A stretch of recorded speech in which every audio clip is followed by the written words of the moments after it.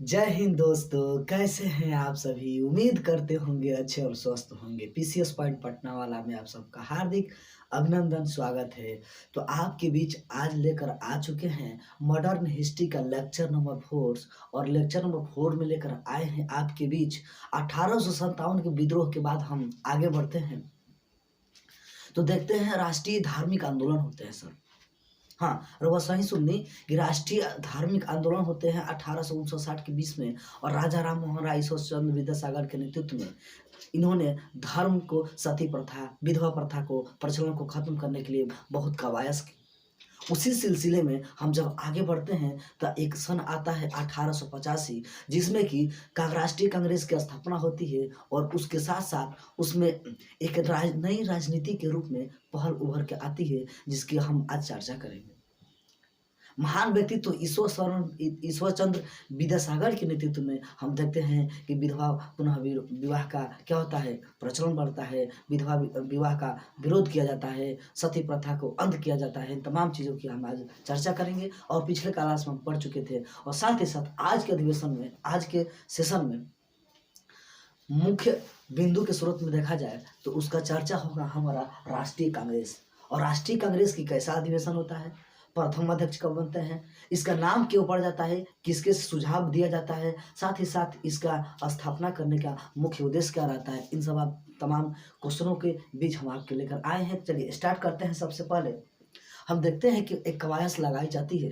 भारत में एक अधिनियम आता है जिसके नाम से हम जानते हैं कि विधवा विवाह। हाँ, विधवा विवाह का सर बहुत प्रचलन चल रहा था, और इसके समर्थक थे। विधवा विवाह प्रचलन जो था, और इसको विवाह होने की समर्थक में एक मनाहे महान व्यक्तित्व का नाम उभर के आता है, जिनका नाम रहता है ईश्वर चंद्र विद्यासागर।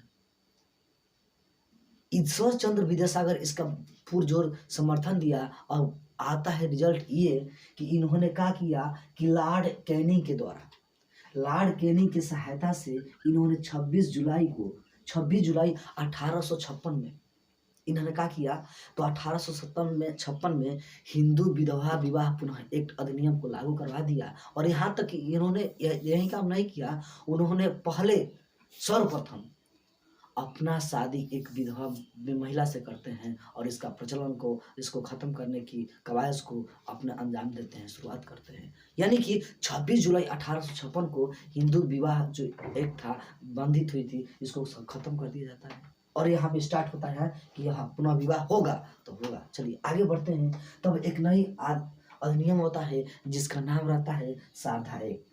और शारदा एक्ट कब आता है, तो ये आता है 1929 में, और ये शारदा एक्ट का होता है, पास हो जाता है।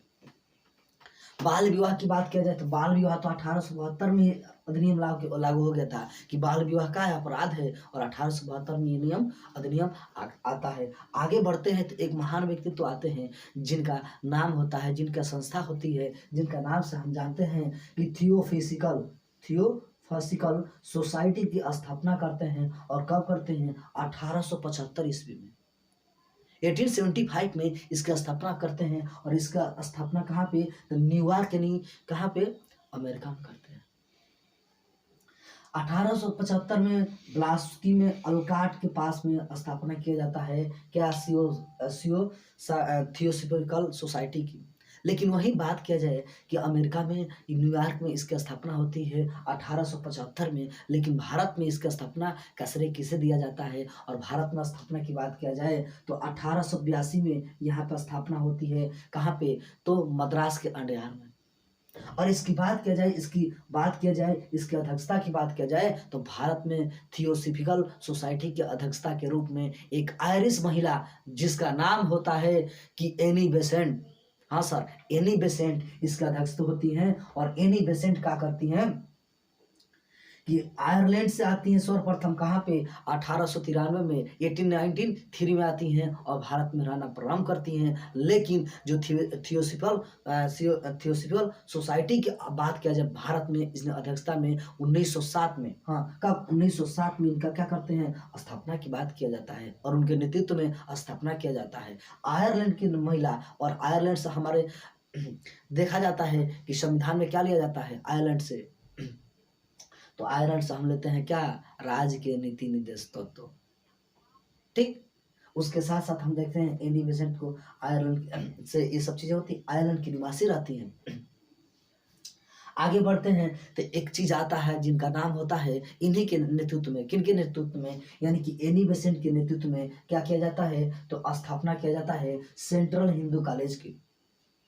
अरे वह सेंट्रल हिंदू कॉलेज के रुआ के हम चर्चा कर रहा मानी कि आज वर्तमान परिदृश्य में बनारस हिंदू विश्वविद्यालय के नाम से जाना जाता, जमुना के BHU कहल जाला। और मदन मोहन मालवीय साहब ने 1916 में क्या करते हैं BHU की स्थापना करते हैं। लेकिन उसके पहले अगर बात किया जाए तो उसका नाम रहता है सेंट्रल हिंदू कॉलेज, और इसका स्थापना किसने करता है, तो एनी बेसेंट के नेतृत्व में किया जाता है। या मीन्स 1898 में एनी बेसेंट के नेतृत्व में, ठीक, सेंट्रल बनारस हिंदू विश्वविद्यालय की स्थापना की बात किया जाए तो इसके नाम सेंट्रल हिंदू कॉलेज यानी विद्यालय के स्थापना करते हैं कौन, एनी बेसेंट। लेकिन हम देखते हैं इसका नाम चेंज करके बनारस हिंदू विश्वविद्यालय का स्थापना 1916 में मालवीय जी के नेतृत्व में होता है। और 1916 में वहीं पे हमारे गांधी जी उस टाइम बड़े नेता नहीं हुआ करते थे, और 1916 में गांधी जी जाते हैं, उन्हें इनवाइट रहता है और BHU का स्थापना में उपस्थित होते हैं। वहीं हमारे बिहार के लाल भी जाते हैं, जिसे कहा जाता है कि लखनऊ 1916 में ही कांग्रेस का अधिवेशन होता है और 1916 में राजकुमार शुक्ल के द्वारा क्या होता है, गांधी जी से कहा जाता है कि आप बिहार में आइए, मांग किया जाता है। वहाँ पे भी कहते हैं गांधी जी जब ठीक है मैं आऊँगा। फिर 1916 में जब BHU का स्थापना होती है, फिर राजकुमार शुक्ल को कहते हैं कि आपको आना होगा सर। तो इस तरह से कवायद लगती है 1916 में। इसके आगे हम बढ़ते हैं तो एक होता है आंदोलन जिसका नाम कहा जाता है यंग बंगाल आंदोलन। क्या नाम होता है, यंग बंगाल आंदोलन की स्थापना होता है, ठीक। और कब किया जाता है, तो 1826 ईस्वी में किया जाता है हेनरी विलियम के नेतृत्व में। 1826 में यंग बंगाल की स्थापना होती है हेनरी विलियम के नेतृत्व में। और ये हेनरी विलियम जो डोरोनियल होते हैं, एक पेशा से शिक्षक होते हैं, और इनके नेतृत्व में ये जो स्थापना किया जाता है ना, कहा जाता है कि भारत के आधुनिक भारत के सर, हाँ रुआ सही सुन मित्र नहीं है, कि आधुनिक भारत के प्रथम राष्ट्र कवि के रूप में अगर जानल जाला था, केकरा के जानल जाला, तो हेनरी विलियम को डेरोनियो को जाना जाला, जो उनकी पेशा से शिक्षक हुआ करते थे और उन्होंने महान कार्य किया इस भारतवर्ष में। आगे हम बढ़ते हैं तो हम देखते हैं एक और आंदोलन होता है, और उस आंदोलन के रूप में देखते हैं बहावी आंदोलन होता है 1863 से 65 के बीच में। देखा गया कि 1863 से और 65 के बीच में बहावी आंदोलन होता है, जिसका नेतृत्व की बात किया जाए तो नेतृत्व सर सैयद अहमद के द्वारा किया जाता है, और ये सर सैयद अहमद बरलवी इसके नेतृत्व करते हैं। और बहावी आंदोलन की बात किया जाए, राष्ट्रीय आंदोलन की बात किया जाए, तो इसका नेतृत्व कहाँ था, इसका केंद्र कहाँ था, तो इसका केंद्र रहता है हमारा बिहार यानी कि पटना रहता है। बहावी आंदोलन की बात किया जाए, इसके बाद हम आगे बढ़ते हैं तो हम देखते हैं यहाँ पे दो चीज़ें छूट रहा है। उसी कालखंड में एक अलीगढ़ विश्वविद्यालय का स्थापना होता है। कब, 1875 में। 1875 में ही सर सैयद अहमद के नेतृत्व में 1875 में अलीगढ़ विश्वविद्यालय का स्थापना होती है। और वहीं इलाहाबाद विश्वविद्यालय की बात किया जाए तो इलाहाबाद विश्वविद्यालय 23 सितंबर, सही सुनता नहीं ना, कि 23 सितंबर 1887 को इलाहाबाद विश्वविद्यालय की स्थापना होती है और 1875 अलीगढ़ विश्वविद्यालय की स्थापना होती है। इसी कालखंड में जब आगे बढ़ते हैं तो हम मिलता है क्या कि अलीगढ़ जो है, अलीगढ़ के प्रवर्तक के रूप में हम जानते हैं सर सैयद अहमद खां को जानते हैं। उसके बाद साथ साथ आगे बढ़ते हैं तो 1917 आता है, और 1917 में गांधी जी कहाँ जाते हैं, तो चंपारण जाते हैं, और वहीं पर उनका प्रथम सत्याग्रह स्टार्ट होता है। और वहाँ पर देखा जाता है कि भारत में अगर देखा जाए भारत में सत्याग्रह की सफलता की नींव डालते हैं हमारे गांधी जी 1917 में, और उसके बाद 18 में जाते हैं, 18 में खेड़ा आंदोलन होता है और वहाँ पे सरदार वल्लभ भाई पटेल के नेतृत्व में व गांधी के नेतृत्व में खेड़ा आंदोलन का नेतृत्व किया जाता है, वहाँ भी सफलता मिलती है और वहीं पे वहीं की महिलाओं ने इन्हें सरदार की उपाधि देते हैं पटेल जी को। आगे बढ़ते 1919 में 13 अप्रैल 1919 को जालियांवाला बाग हत्याकांड होता है, जिसका नेतृत्व अंग्रेजों की तरफ देखा जाए तो जनरल डायल करता है। 1920 में देखा जाए तो 1920 में असहयोग आंदोलन किया जाता है और 5 फरवरी 1922 को देखा जाता है कि चौरी चौरा कांड होता है। इस तरह से कालखंड को हम आगे बढ़ाएंगे और वहाँ पे देखते हैं कि गांधी जी द्वारा क्या कहता है, असहयोग आंदोलन को वापस ले लिया जाता है। उसी कालखंड में जब आगे हम बढ़ते हैं तो हम देखते हैं कि नई चीज़ आती हैं और नई चीज़ में जो इम्पोर्टेंस क्वेश्चन बनता है 1875 और 80 के बीच की उसकी कालखंड की हम चर्चा करेंगे। लेकिन आगे देखिए, कहते हैं भारतीय संघ, भारतीय संघ आई मीन्स इंडियन एसोसिएशन की स्थापना की बात किया जाए तो किनके द्वारा किया गया था तथा कब किया जाता है, तो 1876 यानी मीन्स 26 जुलाई 1876 में सुरेंद्र नाथ बनर्जी के नेतृत्व में क्या होता है, तो भारतीय संघ इंडियन एसोसिएशन की स्थापना किया जाता है। और मैं थंबनेल में लगाया था कि जिसे कहा जाता है बिना ताज के बादशाह, और बिना ताज के बादशाह इन्हीं को जानते हैं। आई मीन्स कहने का आशय है कि सुरेंद्र नाथ बनर्जी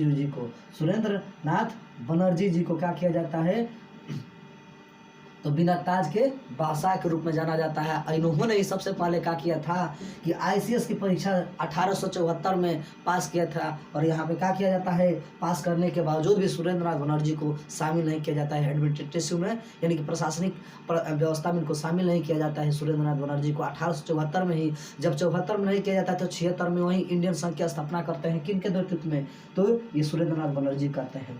आगे जब बढ़ते हैं तो हम देखते हैं, क्या देखते हैं कि सर्वेंट ऑफ इंडिया सोसाइटी की स्थापना की जाती है 1905 में। 1905 में सर्वेंट ऑफ इंडिया सोसाइटी का स्थापना किया जाता है, जिनका नाम रहता है भारत सेवक समाज की स्थापना। और गांधी जी के राजनीतिक गुरु जिन्हें हम गोपाल कृष्ण गोखले के नाम से जानते हैं, उन्हीं की चर्चा होती है। उन्हीं के नेतृत्व में क्या होता है, स्थापना होता है 1905 में सर्वेंट ऑफ इंडिया सोसाइटी का स्थापना गोपाल कृष्ण गोखले के नेतृत्व में होता है।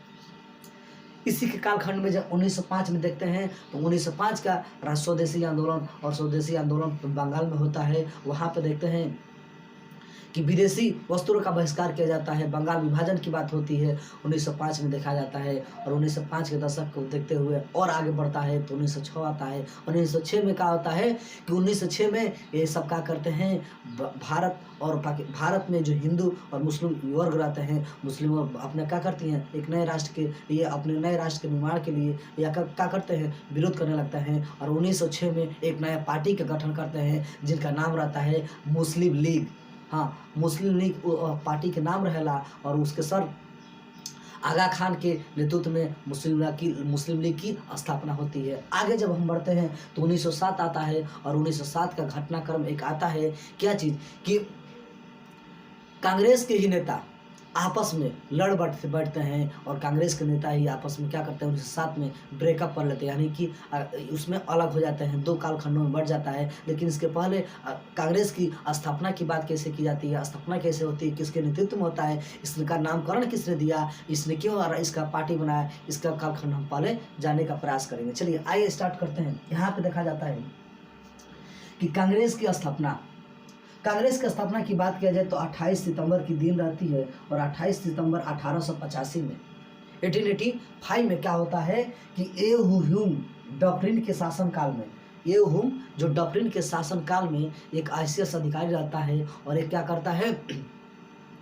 एक पार्टी का गठन किया जाता है जिसका नाम रहता है कांग्रेस पार्टी का नाम रखा जाता है, कांग्रेस पार्टी रखा जाता है। इसके प्रथम अध्यक्ष की बात किया जाए तो इसके प्रथम अध्यक्ष WC बनर्जी यानी कि सुरेंद्र नाथ बनर्जी भी व्योमेश चंद्र बनर्जी इसके क्या होते हैं, अध्यक्ष होते हैं। और ये कहता है कि 1885 में जब राष्ट्रीय कांग्रेस की पार्टी का स्थापना होती है तो पहला अधिवेशन कहाँ होता है, तो आप लोग जानते हो कि मुंबई में होता है। और मुंबई में जो होता है तो किसके अध्यक्षता में होती है, तो व्योमेश चंद्र बनर्जी की अध्यक्षता में अधिवेशन कहाँ होता है, मुंबई में होता है। और वहाँ देखा जाए तो इसमें इस पार्टी के सदस्यता, इस पार्टी के ग्रुप में 72 प्रतिनिधि शामिल होते हैं। आई मीन्स 72 वो सदस्य शामिल होते हैं और उसकी पहली बैठक होती है मुंबई में। आगे बढ़ते हैं तो हम देखते हैं कि इसके महासचिव के रूप में किसे नियुक्त किया जाता है उस अधिवेशन में। तो ए.ओ. ह्यूम को, जो ICS अधिकारी हुआ करते थे ब्रिटिश सरकार के, उनको क्या किया जाता है, महासचिव बनाया जाता है। उसी कालखंड में जब आगे बढ़ते हैं तो कहता है कि कांग्रेस का नाम का सुझाव किसने दिया था, तो दादा भाई नौरोजी नाम के महान व्यक्तित्व रहते हैं हमारे, जो कि उनको क्या होता है, दादा भाई नौरोजी ने कांग्रेस की सुझाव देते हैं कांग्रेस का। आगे हम चलते हैं तो इनको देखते हैं। हम जानते हैं कि ये ह्यूम, जो की बात किया जाए, एक स्कॉटलैंड के निवासी थे, जिनको नाम से हम कहा जाते हैं कि हर्मिट ऑफ शिमला के नाम से जाना जाता है। ए.ओ. ह्यूम को लिखिएगा, आप लोग लिखते रहिएगा कि हर्मिट ऑफ शिमला किसके नाम से जाना जाता है, तो किसके नाम से जाना जाता है, तो ए.ओ. ह्यूम के नाम से जाना जाता है। और ये कहाँ के राजधानी, कहाँ के निवासी थे, तो ये स्कॉटलैंड वासी ये निवासी थे। और वही बात किया जाए कि एनी बेसेंट की बात किया जाए तो एनी बेसेंट क्या थी, वो आयरलैंड की थी। ठीक, इसके बाद एक क्वेश्चन बनेगा, हम बताएंगे आगे क्या कि भारत में, आप लोग जानते होंगे, रिवीजन के स्लाइड में हम आपको बताने जानते हैं कि भारत के अगर राष्ट्रीय कांग्रेस के प्रथम महिला की बात किया जाए तो प्रथम महिला के अध्यक्ष के रूप में एनी बेसेंट लेती हैं। लेकिन क्वेश्चन बनेगा कि भारत के प्रथम महिला राष्ट्रीय अध्यक्ष कौन थी, तो सरोजिनी नायडू होती हैं। उसके विचार से हम करेंगे। और आप देखिए, आगे बढ़ते हैं। भारतीय राष्ट्रीय कांग्रेस के इतिहास को लिखा था पटाभी सीतारमैया ने। क्या करते हैं, भारतीय इतिहास के क्या होते हैं, कालखंड में एक पुस्तक का विमोचन किया जिसका नाम रहता है भारतीय राष्ट्रीय कांग्रेस का, एक किताब लिखते हैं। ठीक है, इसके बाद कहते हैं एक दादा भाई नौरोजी सिद्धांत देते हैं, थ्योरी देते हैं, जमुना के नाम रहेगा धन निष्कासन के सिद्धांत। यानी कि ग्रैंड ऑफ ओल्ड मैन के नाम से जाने जाते हैं हमारे नौरोजी साहब। और नौरोजी साहब क्या करते हैं कि धन निष्कासन के सिद्धांत, आई मीन्स इनको लग जाता है, इनको बताते हैं कि भारत से धन का निष्कासन हो रहा है। और किनके द्वारा किया जा रहा है, तो ब्रिटिश के सरकार के अकॉर्डिंग किया जा रहा है। वहीं पे थ्योरी देते हैं धन निष्कासन के सिद्धांत दादा भाई नौरोजी। इसके आगे हम बढ़ते हैं कि अधिवेशन, प्रथम अधिवेशन कहाँ होता है, तो मुंबई में होता है। अगर दूसरे अधिवेशन की बात किया जाए तो दूसरा अधिवेशन हमारा होता है कहाँ पे, तो कोलकाता में होता है। दूसरा अधिवेशन कहाँ होता है, तो कोलकाता में है। दूसरा अधिवेशन कोलकाता में होता है। और दूसरा अधिवेशन की बात करने के बाद किया जाए कि दूसरा अधिवेशन की अध्यक्षता कौन कर रहे थे, हमारे दादा भाई नौरोजी कर रहे थे। हमारे दादा भाई नौरोजी भी कर रहे थे इसका अध्यक्षता कोलकाता का। आगे जब देखते हैं कि 1907 के दशक आता है, हम आपको बता रहे थे कि 1907 में कांग्रेस में फूट पड़ गई। नरम दल और गरम दल की बातें हुई। लाल बाल पाल के नाम से जानते होंगे, लाला लाजपत राय, बिपिन चंद्र पाल और एक काम होता है तिलक, बाल गंगाधर तिलक की तिनका नाम से जानते, लाल बाल पाल के नाम से जाना जाता है। हम जानते हैं कि एक होता है सूरत अधिवेशन, और उसका अध्यक्षता कर रहे थे रास बिहारी बोस। 1907 में सूरत अधिवेशन होता है, गुजरात में अधिवेशन होता है, उसका अध्यक्षता रास बिहारी बोस गरम दल के नेता करते हैं। और रास बिहारी बोस की अध्यक्षता में क्या होता है कि इनके नरम दल और गरम दल टूट जाते हैं। इनका टारगेट एक ही रहता है, लेकिन कार्य करने का पद्धति अलग अलग होता है। और वहाँ पे फूट पड़ जाती है, कांग्रेस बिखर जाती है, दो दलों में बढ़ जाती है, एक तो नरम दल तो दूसरे गरम दल। आगे जब हम बात करते हैं तो पुनः इन लोगों का मिलन हो जाता है। और मिलन होता है किसके, अंबिका चरण मजरूमदार के अध्यक्षता में, आई मीन्स लखनऊ अधिवेशन। और 1916 में मिलन हो जाता है। नरम दल और गरम दल पुनः आपस में मिल जाते हैं और सरकार के नीतियों का विरोध करते हुए और अपने टारगेट को अचीव करने के लिए आगे बढ़ते हैं। 1916 के बाद तो आई मीन्स अंबिका चरण मजरूमदार की अध्यक्षता में क्या होता है, तो लखनऊ अधिवेशन में क्या कहते हैं, 1916 में इन लोगों का मिलन हो जाता है।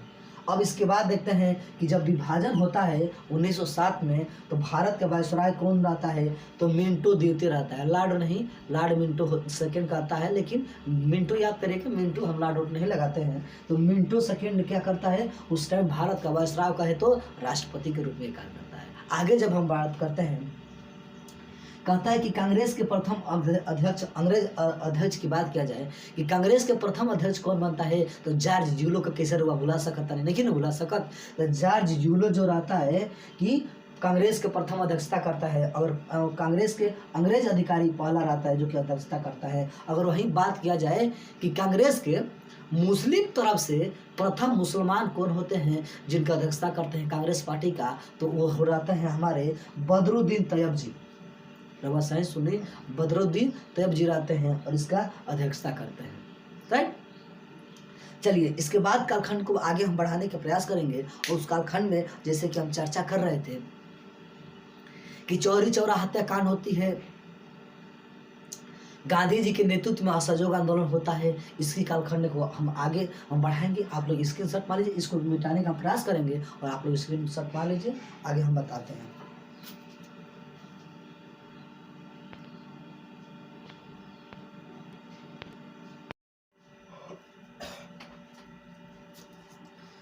हम आगे पढ़ रहे थे और आगे पढ़ रहे थे हम कि जब होता है कांग्रेस का अधिवेशन के बाद होता है, इसके आगे हम पढ़ रहे थे कि दूसरा अधिवेशन कोलकाता में होता है। इसके आगे जब हम देख रहे हैं कि भारत में जो म्यूटेंट्स राष्ट्रीय कांग्रेस की स्थापना की बात होती है, तो आगे आता है कि 27वां अधिवेशन जो कांग्रेस का होता है, एक नियम कानून बताया। कांग्रेस पार्टी का एक अलग से अपना संविधान है और रूल कानून बनाने का। उन्होंने कहा था कि 28 दिसंबर को जब 1885 में इसकी स्थापना होती है ना, तो जो है सो कि ये जो कांग्रेस पार्टी है दिसंबर में अपने का अधिवेशन बुलाती है।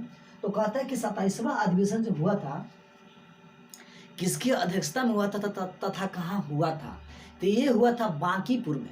यानी कि इम्पोर्टेंस बहुत इम्पोर्टेंस है, VVI लिखिएगा होगा, तो VVI लिखें कि 27वां राष्ट्रीय कांग्रेस अधिवेशन 1912 में होता है बांकीपुर, और बांकीपुर हमारा बिहार पटना में पड़ेला, वह सुनते हैं ना।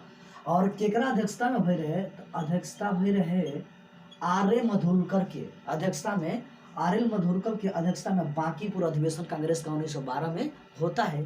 फिर आगे जब हम बढ़ते हैं तो एक महान व्यक्तित्व हमारे नाम सामने आते हैं, जिनका नाम रहता है और जिनका कथन होता है कि स्वराज ही मेरा जन्म अधिकार है और मैं उसे लेकर रहूँगा। और ये नारा जो बोला था लोकमान्य तिलक ने कहा था हमारा, और कब किया था, तो कांग्रेस का वही अधिवेशन होता है ना लखनऊ में, तो वही लखनऊ अधिवेशन में 1916 में क्या तिलक जी बोलते हैं कि स्वराज यानी कि स्व माने अपना, राजमंडा अपना स्वतंत्रता ही मेरा का है, राज है और मैं उसे लेकर रहूँगा, छीन कर रहूँगा, पा कर रहूँगा। उन्होंने 1916 में जब नरम दल और गरम दल एक आपस में जुड़ जाते हैं, तो नरम दल गरम दल में तिलक जी कहते हैं कि स्वराज ही मेरा जन्म अधिकार है और मैं उसे लेकर रहूँगा। लेकिन हम पिछले क्लास में हम पढ़ा है कि स्वराज शब्द की जो उत्पत्ति होती है ना सर, स्वराज शब्द की डायना सरस्वती ने दिया था। लेकिन स्वराज अगर पार्टी की बात किया जाएगा कि स्वराज पार्टी का स्थापना कब हुई रहे, तो रोजान धो के मोतीलाल नेहरू और चित्तरंजन दास क्लियर रहन कहाँ पे, इलाहाबाद में क्लियर रहन, 1923 में क्लियर रहन। लेकिन यहाँ कहता है कि स्वराज ही मेरा जन्म अधिकार है और मैं उसे लेकर ही रहूँगा, पूरा नहीं लिखे हैं, लेकिन किसने लिखा, किसने कहा, तो तिलक ने कहा 1916 में। आगे बढ़ते हैं तो कहता है कि भारतीय अशांति के जनक किसे कहा जाता है तथा किसने कहा दिया तिलक जी को कि भारतीय अशांति के जनक तिलक हैं, और वैलेंटाइन सिरोल का दिया। ये जो अधिकारी था अंग्रेज अधिकारी था, और अंग्रेज अधिकारी वैलेंटाइन सिरोल का दिया कि भारतीय जो अशांति के जनक हैं तिलक हैं। आगे बढ़ते हैं तो कहता है जब इसका चर्चा करा था कि कांग्रेस की प्रथम महिला के अध्यक्ष की बात हुई थी, तो कांग्रेस की पहला महिला अध्यक्ष होती है एनी बेसेंट, और किस अधिवेशन में होती हैं, ये अधिवेशन इनका होता है। अधिवेशन की बात किया जाए तो कलकत्ता अधिवेशन 1917 में। हाँ, जब गांधी जी चंपारण में उधर आंदोलन कर रहे थे 1917 में कांग्रेस का अधिवेशन चला था, कांग्रेस का कहाँ, कलकत्ता में, और उसका अध्यक्षता कौन कर रही थी, तो एनी बेसेंट कर रही थी। आगे जब बढ़ते हैं तो सबसे कम उम्र में कांग्रेस की पार्टी की अगर अध्यक्ष की बात किया जाए तो कौन बनते हैं, तो मौलाना अबुल कलाम आज़ाद महोदय करते हैं।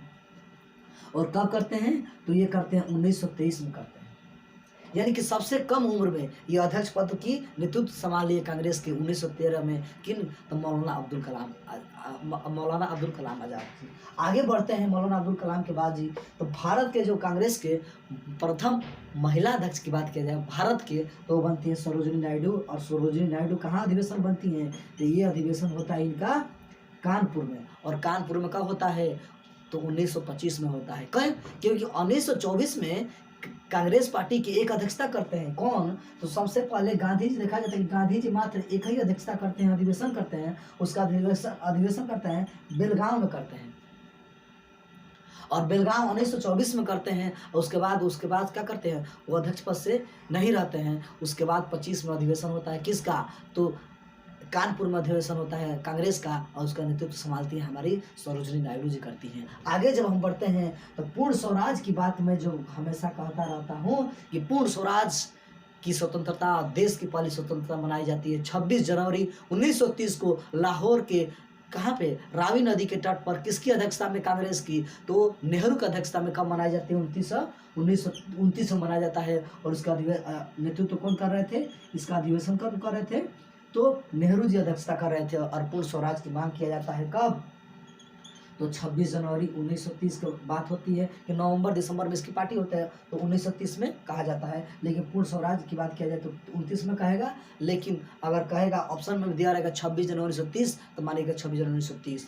ठीक, लाहौर में पूर्ण स्वराज का प्रस्ताव किया जाता है 1930 में, लाहौर में ठीक किया जाता है। आगे बढ़ते हैं तो देखते हैं, कहता है कि कांग्रेस का पहला गांव में अधिवेशन कब हुआ था सर? तो महाराष्ट्र का एक गांव है जिसका नाम है फैजपुर, और फैजपुर होता है 1939 में। गांव में अधिवेशन होता है महाराष्ट्र के फैजपुर 1939 में। और उसकी अध्यक्षता कौन कर रहे थे? नेहरू जी कर रहा है। उनका अध्यक्षता 1939 में नेहरू जी अध्यक्षता करते हैं। कहाँ? तो फैजपुर में। और फैजपुर का एक महाराष्ट्र का एक गाँव है, वहीं पर अधिवेशन होता है। गाँव में अधिवेशन होता है, गाँव में इसकी मिसाल दी जाती है और उससे जुड़ने की कवायद लगाई जाती है। आगे आते हैं तो हमारे देश के आन बान शान भविष्य के हमारे रहने वाले रह चुके होते भारत के प्रधानमंत्री के रूप में जाने जाते। लेकिन क्या विडम्बना की बात हुई कि उन्होंने क्या किया? उनकी मृत्यु हो जाने की वजह से हमारे देश में आक्रोश क्या बड़ी शांति माहौल बन गया, जिनका नाम जानते हैं हम नेताजी सुभाष चंद्र बोस। और नेताजी सुभाष चंद्र बोस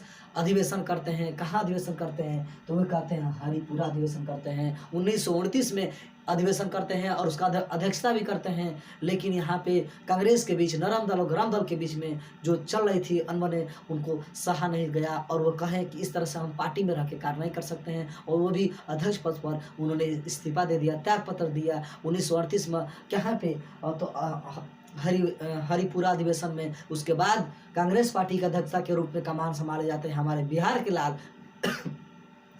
और बिहार के लाल को जानते हैं, कौन पीछे हट सकता है बिहारी वाले? तो वो होते हैं हमारे डॉक्टर राजेंद्र प्रसाद।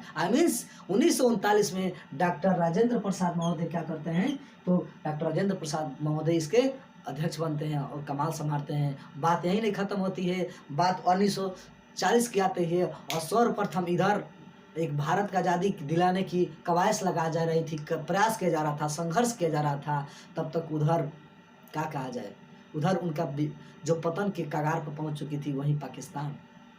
और पाकिस्तान सर्वप्रथम ने मांग कर दिया कि पाकिस्तान एक राष्ट्र बनने की कवायद लगाई जाती है। और वो लगाई जाती है हमारा लाहौर अधिवेशन में। कब मरे? तो 1940 में अधिवेशन होता है लाहौर अधिवेशन में। और पाकिस्तान की वह सर्वप्रथम मांग कर दिया जाता है। उसकी अध्यक्षता की बात किया जाए तो 1940 का अधिवेशन का अध्यक्षता लाहौर का कर रहे थे मोहम्मद जिन्ना। और जिन्ना के नेतृत्व में क्या किया जाता है? पहली बार मांग किया जाता है पाकिस्तान का। वहीं पाकिस्तान शब्द की जनक की बात करें तो हम जानते हैं, आप सभी जानते हैं कि मोहम्मद जिन्ना कैम्ब्रिज विश्वविद्यालय के छात्र होता है राज चौधरी रहमत अली। और इन्होंने क्या किया? ये शब्द लिखा था। और 1940 के बाद मुस्लिम लीग ने एक नए राष्ट्र के रूप में बनने का कवायद लगा दिया। और उन्होंने भरपूर सहयोग किया ब्रिटिश सरकार ने इस राष्ट्र को तोड़ने के लिए। और ये बहुदिली ये समझ नहीं सके। और आज कंडीशन है कि उनको खाने के लिए तरस रहे हैं। 10 दिन 12 दिन का खाना है इनके पास। आगे देखते हैं तो पाकिस्तान शब्द चौधरी रहमत अली करता है। और पाकिस्तान के प्रथम पीएम जो ही इलाहाबाद पे नेतृत्व कर रहा था ना, 1857 का नेतृत्व इलाहाबाद पे चौधरी रहमत अली कर रहा था। वही चौधरी रहमत अब क्या होता है, भारत विरोधी बन जाता है और भारत के प्रथम पाकिस्तान के प्रथम प्रधानमंत्री के रूप में दावेदारी करता है। और एक क्या करता है, तो प्रथम प्रधानमंत्री बनता है चौधरी रहमत अली। वहीं जिन्ना जो बात किया जा रहा था, जिन्ना प्रधानमंत्री का कवायद लगा रहा था भारत के प्रधानमंत्री, वो गवर्नर जनरल बनता है कब के, तो 14 अगस्त 1947 पाकिस्तान जब बनता है उसका गवर्नर जनरल बनता है मोहम्मद जिन्ना। उसके आगे हम बढ़ते हैं तो कहता है एक नई चीज आती है, बांटो और छोड़ो का नारा। ये किसने दिया था, तो ये कराची अधिवेशन में मुस्लिम लीग ने दे दिया। कब कर दिया, 40 में मांग करते हैं, 43 में बांटो और छोड़ो का नारा दे देते हैं मुस्लिम लीग ने। और 1943 में इस तरह से ये कराची अधिवेशन होता है, बांटो और छोड़ो की नारा देते हैं मुस्लिम लीग ने देते हैं। मुस्लिम लीग की स्थापना की बात किया जाए तो मुस्लिम लीग की स्थापना 1906 में होती है, ठीक, आगा खा के नेतृत्व में। ठीक है, आगे जब बढ़ते हैं तो हम बढ़ते हैं कि एक अनुशीलन समिति की स्थापना होता है और एक भूचाल आ देता है भारत में ब्रिटिशों को की कमर तोड़ने के लिए। और उसका अधिवेशन होता है 1902 में, स्थापना होती है 1902 में। और के पी मित्रा और पुलिन दास के नेतृत्व में होता है बंगाल में इसका क्या होता है, स्थापना होता है 1902 में। अनुशीलन समिति की स्थापना होता है और इसका उद्देश्य क्या रहता है, खून के बदले खून। इसका टारगेट क्या रहता है, खून के बदले खून। और जब इस समिति के, अनुशीलन समिति का नेतृत्व में देखा जाए, बात आगे नहीं बढ़ती है हमारे गरम दल को, तो एक पुनः गठन करते हैं, इसके नए नियम और कानून तोड़ते हैं बनाते हैं कब, 1907 में। और नए पार्टी के रूप में अनुशीलन को नए नियम के अकॉर्डिंग चलाने का प्रयास करते हैं। यानी कि अनुशीलन समिति का पुनर्गठन करते हैं, कोलकाता में ही करते हैं। किसके नेतृत्व में होता है, तो कहते हैं बरिंद्र नाथ घोष और भूपेंद्र नाथ दत्त के नेतृत्व में होता है कोलकाता में, ठीक। यानी कि बरिंद्र घोष और भूपेंद्र दत्त के नेतृत्व में होता है। और ये कहा जाता है कि खून के बदले हमारे भारतीयों को खून निकला है, खून बहाया है, जान गंवाई है, तो खून के बदले हम क्या करेंगे, खून लेंगे। और वहाँ पे कोलकाता में इसका उद्देश्य बनाया जाता है और उस समिति का गठन किया जाता है। आगे जब हम बात करते हैं तो हमारे भारत में नहीं, विदेशों में हमारे महान व्यक्तित्व कम नहीं रहते हैं।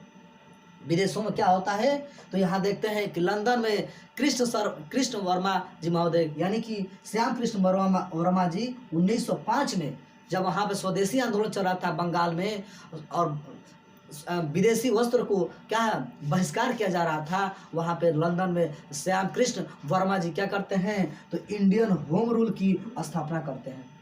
इंडियन होम रूल की स्थापना करते हैं श्याम कृष्ण वर्मा जी 1905 में। और वहीं जब बात आती है आगे, हमारे ग्राम दल के नेता जो हम शहीद आजम के नाम से जाने जाते हैं, और वहाँ पे जो पहले सबसे कम उम्र में हमारे क्रांतिकारी वीरों ने क्या किया, फांसी पर झूल दिया, हंसते हंसते उनका नाम आता है खुदीराम बोस।